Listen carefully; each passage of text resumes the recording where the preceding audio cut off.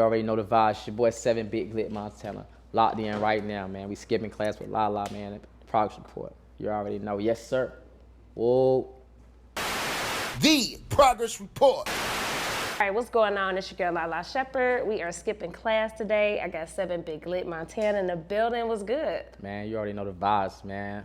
You already know the vibes, man. Working. Damn right, man. Salute to my man Nate, putting this together, of course. And I definitely want to say welcome home to you. Already appreciate it. Absolutely.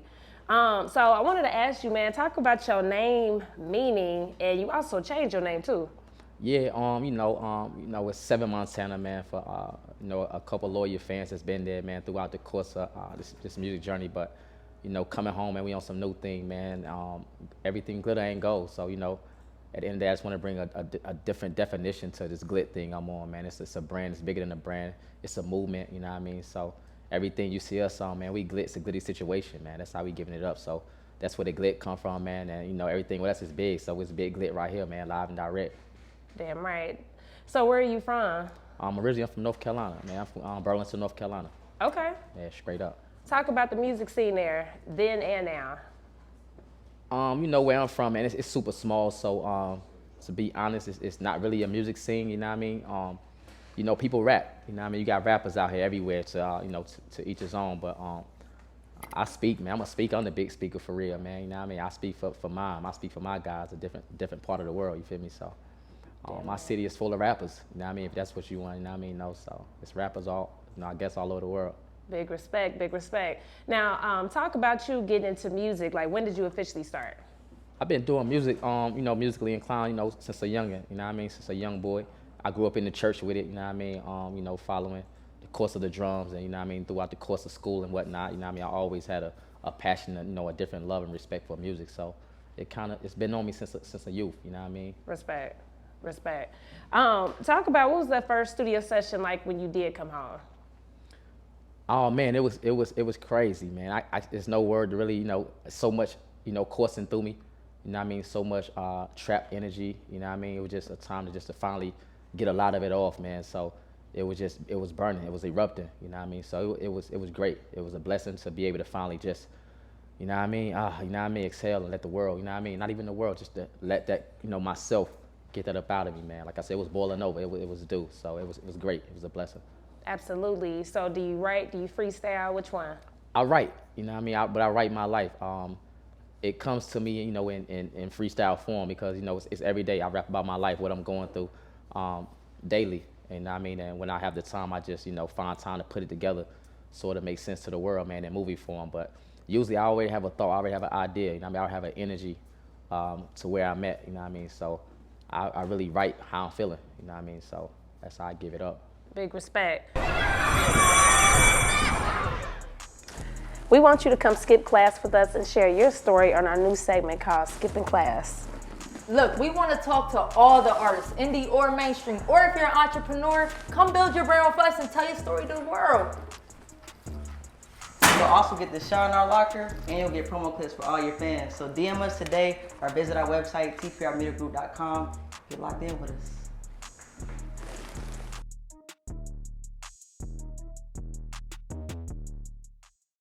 Now, I definitely want to ask you about, just your prison stint. How long was you in for? I did 7 years. I did 7 years federal, followed by a 19 to 24 month state bid on the end of that. Got you. What did you do, or do you mind if I ask that? Nah, not at all. It was a distribution situation, trafficking. You know what I mean? The usual. You feel me? For me, my story. You know what I mean? So that's pretty much what it was on both ends, man. Just getting back to the norm, and couldn't get enough of the norm. So that was all about. You know what I mean? So. Got you. That last week when you knew you was about to come home, how did that feel? Anxious. A lot. You know what I mean? It was a lot on my mind. A lot had changed, have changed, since I was gone. Losing people, death had been one of those things, you know what I mean? The main topics of just trying to get home and adjust to, losing my mother was one of the biggest challenges of that. So, just preparing myself, you know what I mean, to finally be able to not really close a chapter, you know what I mean, but get to that chapter. So I was very anxious, you know what I mean, at that point right there in my bed. Got you. I was gonna ask you, what was some of those life changes? Because a lot changed, within that time frame.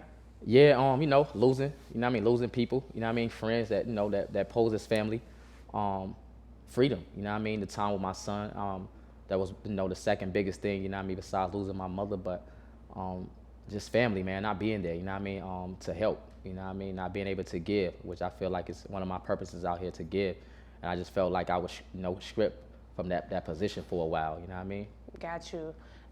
Now speak of some of the unjust circumstances that you may have come across when you was locked up.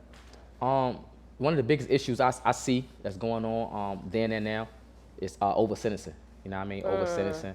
I feel like they just going a little bit too hard, man, on people of color when it comes to the sentencing, the guidelines and certain things. I feel like it's a fixed situation for people of color, man. So that was one of the biggest things, just a lot of people just being overly sentenced for things that I wouldn't even say minute, but just things that probably wouldn't warrant the type of time that they've been given out.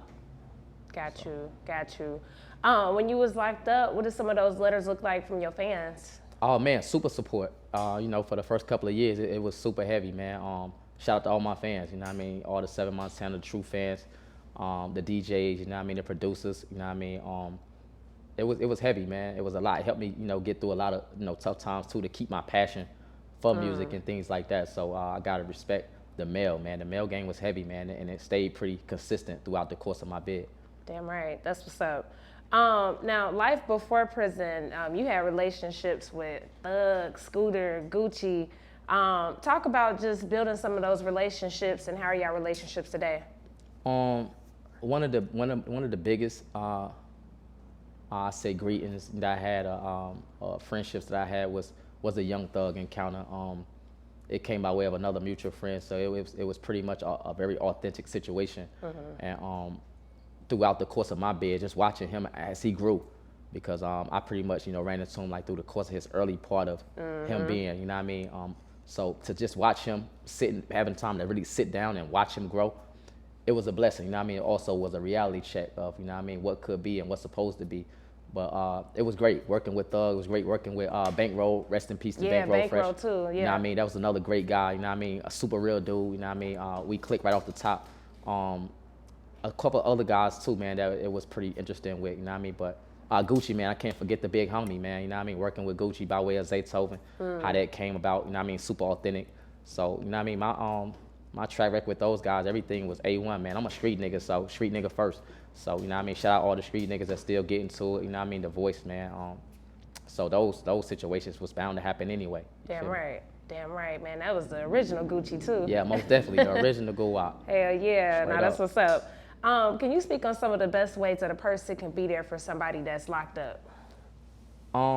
Mentally, mentally just being there, the letters and things, it's all good, the visitations and all that, but, mentally we tend to, people on that side tend to try to hold on to a situation that they can't control, with being conformed. So just the mental support, because a lot of times people forget that when you are such a big helper, or such a big giver, when you leave or get stripped from that position, like that, people tend to feel like you still obligated to some of those obligations, even with parenting and just certain things that weigh on a man, or a human being, period, when it comes to responsibilities.